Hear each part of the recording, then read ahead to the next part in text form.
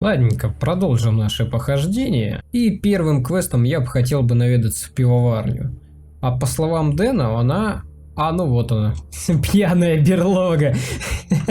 Ладно, давайте вот таким путем, наверное, пойдем. Сразу же перейдем через мост, наведаемся. Вот тут какой-то заброшенный самолет, если, конечно, него можно наведаться. А потом уже до пьяной берлоги, а потом обратно вернемся к заводу. Опа. Может, к автобусу можно заглянуть? Там стопудово есть что-нибудь полезное, и у меня опять голод. А вот и поджигатели книг, кстати, о которых говорили. Мы с ними, надеюсь, справимся. Так. Это будет самая честная битва.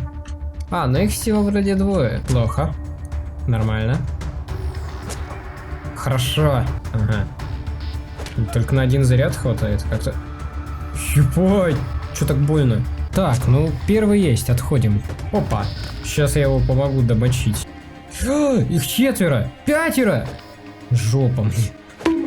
Так, ну еще одним меньше. Наш шанс на победу немножко увеличился.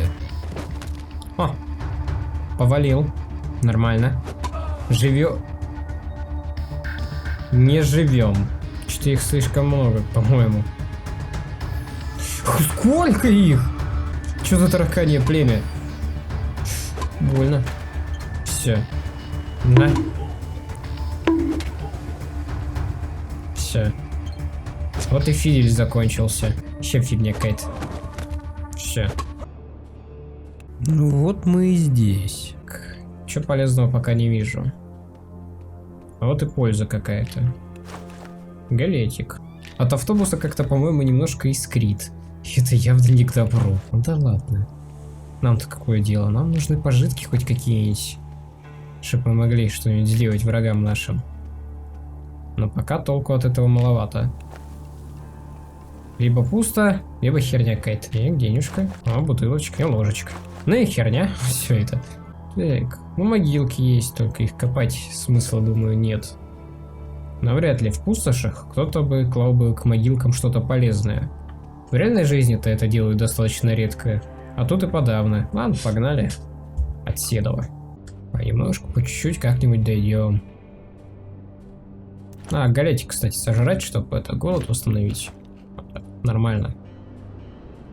Заодно и ХП, кстати, восстанавливает. Прикольно. Так. И да, в самолет можно зайти. И тут, судя по всему, кстати, кто-то обитает. Ты на торговца похож. Молодой человек с ярко-рыжими волосами молчаливо приветствует вас, подняв над головой растопыренную пятерню. Судя по всему, его внимание в первую очередь приковано к репетирующим вокруг него цирковым уродцам и мутантам. Что только недавно узнал, что место типа этого цирка существует. Блин, на что ж я всю жизнь свою истратил, когда здесь все это время такое веселье было. Ну, товарищ, ты ничего не потерял. Ведь цирк здесь только недавно. Это радует. А что тебя тут так сильно впечатлило? Да что меня только не впечатлило. Бородатая женщина вон сидит. Будущее людям предсказывает. А вот у мужчины, думаешь, грим? Нет, настоящий клюв. Я до того тянул, что у него кровь пошла. А вон тот веселый клоун. Это же только на самую малую толику человек. А во всем остальном насмешка над природой какая-то. А это я еще под шатер не заходил. Там, говорят, настоящий маг выступает. Ух, так разрекламировал. Пойду сам позабавлюсь. Цирк. По мусоркам можно пошарить. Это я удачно. Это хорошо. Вот этот шарфочек, кстати, дорого стоит. Крепко сложенная. Да блять, да ты заебал, они все крепко сложены у тебя. Светловолосая женщина не спеша прогуливается по цирку, изредка останавливаясь, чтобы посмотреть на того или иного мутанта, показывающего интересный фокус или занятого репетицией. Заметив вас, она с усмешкой спрашивает: «Пардон, ты тут гость вроде меня или часть местного персонала?» «Да, я простой прохожий. Пока. Хочу, кстати, на выступление посмотреть магическое». Перед входом в шатер тихонько посовывает длинноносая старушка с лицом мумии. Да? Не похоже. Когда вы подходите к ней поближе, она вздрагивает и, сварливо глядя на вас, говорит скрипучим голосом: «Вход на представление 15 рублей. Немного. Держи, мать». Вы передаете деньги старушке, и та поспешно прячет их в небольшую кубышку, которую она хранит под своей выцветшей шалью. С этими словами сторожиха снова задремывает, а вы остаетесь наедине со входом в разноцветный шатер. Ну хорошо. Давай посмотрим, что тут у нас. Под шатром цирка собралась самая разномастная компания. Расхлюстанные матросы, надувные купцы, угрюмые селяне, торговцы рыбами, торговцы женщинами, раскрашенные девки, пьяные наемники, какие-то неясные личности, увешанные оружием, фантастические оборванцы с золотыми браслетами на грязных лапах. Все они с интересом смотрят на сцену. Протиснуться поближе к сцене. Вы начинаете прокладывать себе дорогу в толпе, по пути отдавив какому-то бедолаге ногу, задев локтем какую-то женщину и вызвав целую плеяду угроз, проклятий и ответных тычков в свой адрес. Чисто неуклюжесть уровень 100. Наконец тяжелый путь проделан, и вот вы уже стоите у самой сцены, где дает свое представление усатый фокусник. Какой мужик. А для своего следующего трюка мне понадобится доброволец из зала. Чародей обводит вмиг притихшую толпу пристальным взглядом и наконец устанавливает его на вас. Молодой человек, не пройдете на сцену? А чего бы и нет. Если вы в компании, то берите всех своих друзей для моего нового фокуса.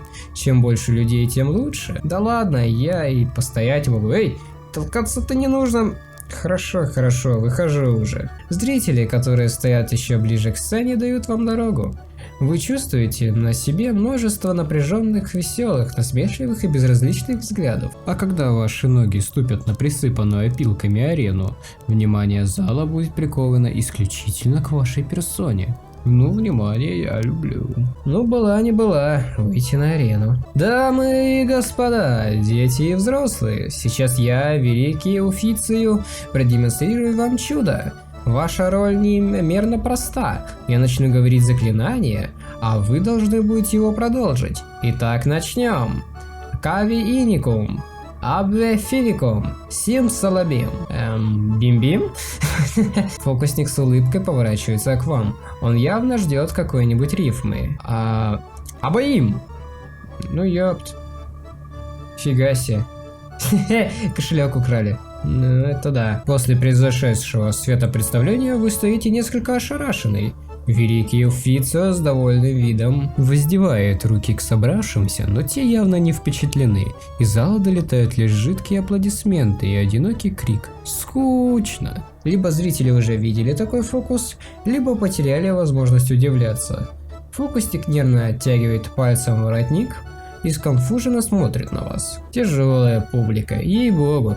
Он снова поворачивается к аудитории, и тут его явно осеняет неожиданная идея. Великий Уфиций указывает на вас, как на экспонат в музее, и громогласно объявляет. А теперь перед нами выступает этот замечательный джентльмен, которого моя магия перевоплотила в прирожденного шоумена. Пожалуйста, просто покажите им что-нибудь, любую мелочь, я прошу вас. Ох, я знал, что это добром не кончится. Вот так неловкая ситуация. Но силы у меня нет. Картами мой челик не владеет. Станцевать он тем более, он спотыкнется на собственных чем-нибудь. Рассказать шутку, да у него тоже с общением все хреновато, но это лучший вариант, как по мне. Остался только вопрос, какую шутку рассказать? Зачем Мимрик переходит ленту Мёбиуса? Успех! Зачем? Хором спрашивает толпа. Чтобы добраться на ту же сторону, отвечаете вы. Не все понимают смысл шутки, но тем не менее из толпы звучат несколько вежливых смешков. Та-да! Ох, ну это лучше, чем ничего. Фокусник оттягивает рукав, демонстрируя руку зрителям, и ловко вытаскивает у вас из-за уха красный клоунский нос. Нате, дарю за помощь. А теперь продолжим наше представление. Под сдержанные аплодисменты толпы вы покидаете арену цирка. Ну как-то так. Чё за нос-то? Минус харизма плюс удача. Прикольно, конечно. Прикольно. Давайте дальше местные окрестности исследовать. Бутылки всякие воровать. О, давай-ка с тобой, клювастик, поговорим. Бля, фига себе. Перед вами сидит худощавый молодой парень лет 20, отличающийся от большинства соратников очень крупными глазами и огромным пестрым клювом, растущим у него из лица. Заметив ваше внимание, он вытягивается и начинает декларировать странным скрипучим голосом, как у попугая. «Курлык, я слышу в этом крике осенний цапель к югу перелет. Они зовут меня, но я к земле лишь никну, бескрылый, неспособный на полет. Привет, странник, я Иван Цапля». А я Аркаша, а почему ты цапля? Это из-за клюва? Парень начинает загибать длинные, тонкие пальцы левой руки. Ну, во-первых, клюв. Во-вторых, я люблю на одной ноге стоять. В-третьих, мне нравится говорить курлык. А в-четвертых, я обожаю есть сырье мелких животных, типа лягушек, лед. Да и вообще, вот просто чувствую себя цаплей, понимаешь? С детства мне горит желание нести яйца, летать на юг, ведь гнездо на вершине одинокого дуба в полете. Словно где-то в этом теле сокрыта благородная белоснежная птица, которая так и рвется наружу, но вылез пока только клюв. Нестандартные у тебя мечты, приятель. Переведем тему? Разумеется, никаких протестов. Ответишь еще на пару вопросов? Мы цапли умные птицы, так что готовься не понять многих ответов. Да мне в принципе ничего и не интересно от него узнать.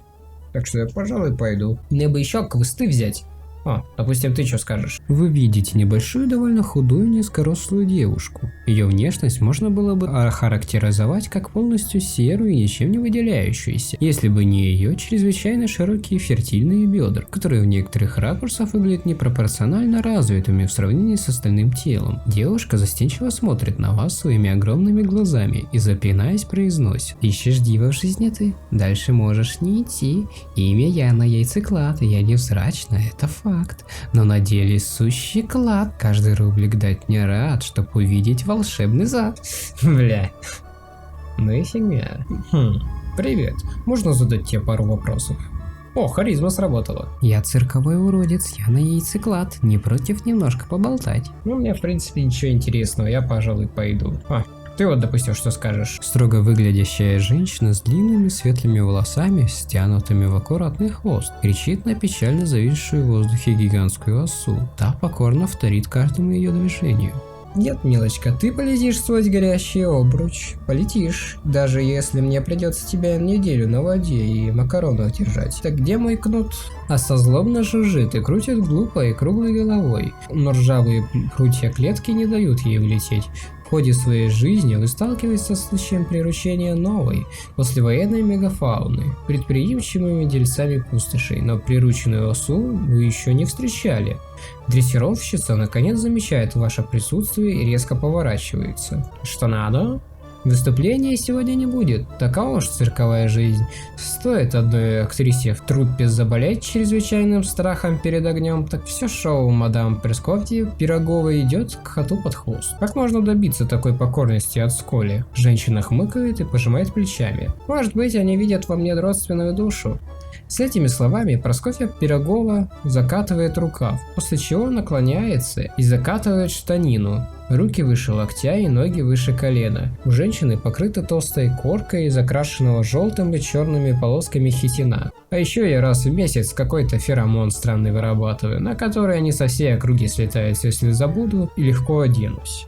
А ваша особенность вам к лицу. Внешне также строги, также готовы на смертельный укол, как жестокая Сколия, но копнуть глубже и раскроется радушная медоносная истина. Мужчина. Судя по дурно прикрытой макушке, вы пробоваться на роль живого зеркала пожаловали? Да, так это не ко мне. О, вот она, боль укола строптивой леди осы. Я серьезно. Понимаю. Интересно, конечно, но мне уже пора идти. Так, кто дальше? Здорово. Ну и мужичок интересный. Вы с непритворным интересом разглядываете сидящую перед вами женщину лет 30. С чего ты взял, что это женщина? Высокая, широкогрудая? Что? Что? Плечистая, широколобая. Она обладает пронзительно печальным женственным взглядом, но лицо ее наполовину сокрыто густой пушистой бородой, которая позавидовала бы заправский лесоруб. Есть такое. Еще одна необычная особенность работницы цирка – ее руки. По локоть покрыты поблескивающими на свету шестиугольными чешуйками, которые выглядят так, будто они крепки, как крепаший панцирь или хитин гигантского муравья. С помощью покрытых этим материалом непослушных и излишне толстых пальцев бородатая женщина пытается распутать сбившиеся в ком волосы, растущие из ее лица. Это удается ей лишь с огромным трудом. Заметив на себе ваш взгляд, женщина вымученно улыбается и заговаривает тихим женским голосом. Варвара. Баба бородатая, душой мягкая, лицом косматая. 10 рубликов мне сунь для бороды, куплю шампунь. Погадаю на удачу, скажу, как сделаться богаче. Чего ты такая печальная, Варвара, баба бородатая? Да ты глянь только. Варвара, баба бородатая, показывает вам свои хитиновые пальцы. Этим подарком от матушки генетики вражин рубить в бою хорошо. Автомат держать ровно тоже в молодые годы помогали. Но мелкой моторики никакой. Хочу себе бороду в косичку заплести, да только волосы выдираю. Раньше мне с такими делами Яна Яйцеклад помогала, но потом мы с ней разругались. Представляешь, она решила, что я одно из ее яиц ночью украла и съела. И вот теперь страдаю без вины виноватая. Слушай, друг, может она натурпродукта хоть послушается? Помири нас, Христом Богом прошу. Я природный дипломат, помогу чем смогу, жди меня. Окей. Ща поможем. Ищешь диво в жизни ты, дальше можешь не спешить. Твоя веселая соседка Яна Яйцеклад, наседка. И к чему это? Насчет твоей ссоры с Варварой бабой бородатой. Обычно робкая и смущенная Яна Яйцеклад внезапно наполняется новой уверенностью. Злоба выражается на ее некогда приятном лице, и она с яростью тыщет пальцем вам в грудь. Слушай, даже не поднимай эту тему. Я за свою жизнь снесла несколько сотен яиц, но так и не стала матерью. А в единственный раз, когда у меня получилось произвести на свет живое потомство, сына, которого я назвала бы Вадим Яйцеклад, когда он вылупился бы, эта криворукая сволочь Варвара пробила скорлупу его яйца и сожрала его с голодухи. Я не хочу о ней говорить, ты меня не заставишь даже подумать о ней, не то что простить. С тех пор, как мой надежный друг Иван Цапля доложил мне о смерти моего мальчика от ее рук той жуткой ночью, она мертва для меня, мертва.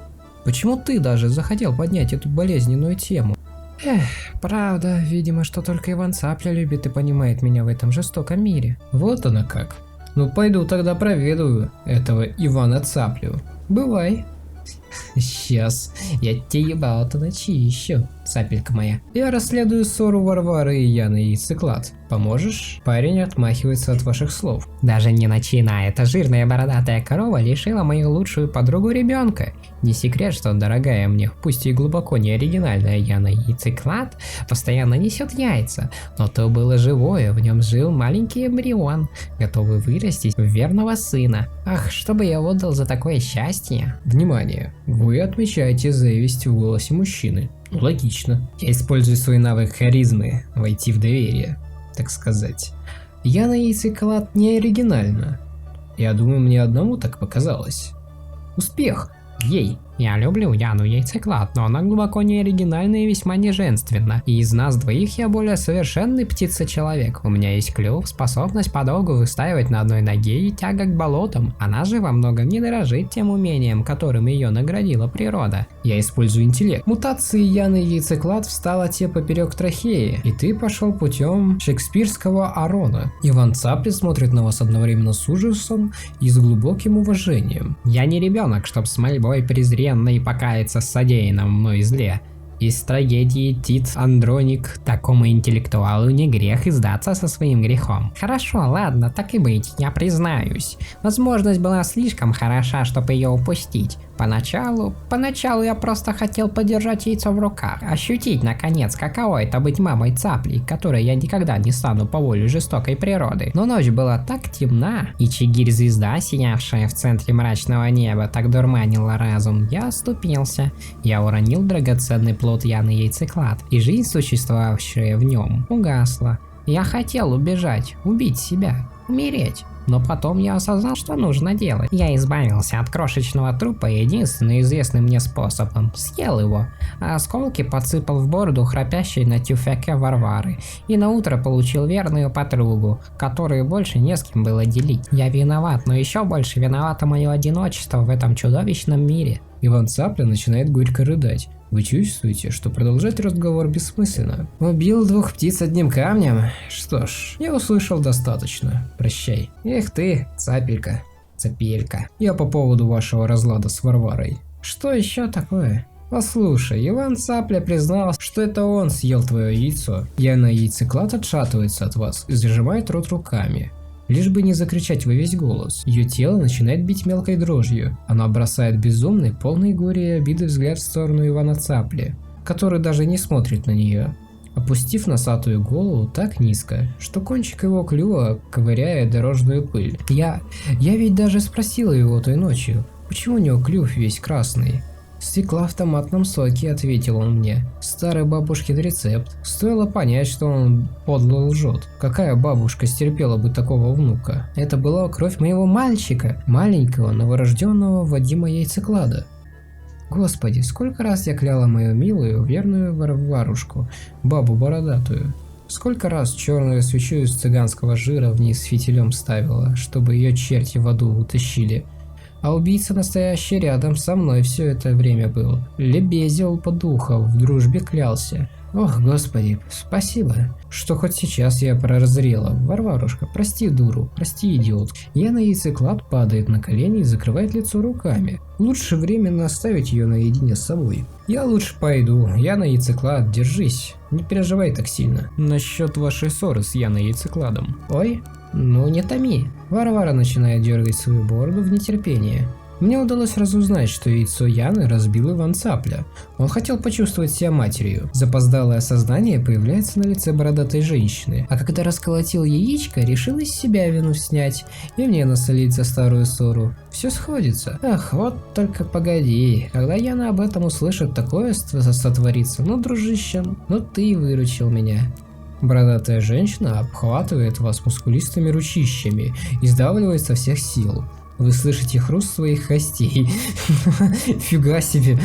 Но чувствуете искреннюю благодарность бородатой барышни. Слушай, я буду с тобой честна. Пока мы здесь стоим, я пару раз в Отрадное и Фоголевку пробилась.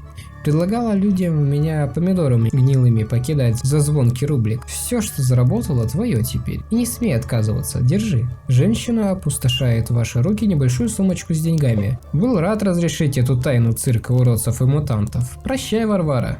Ну а на этом мы закончим нашу серию. Всем спасибо за просмотр. Подписывайтесь, ставьте лайки. Всем пока.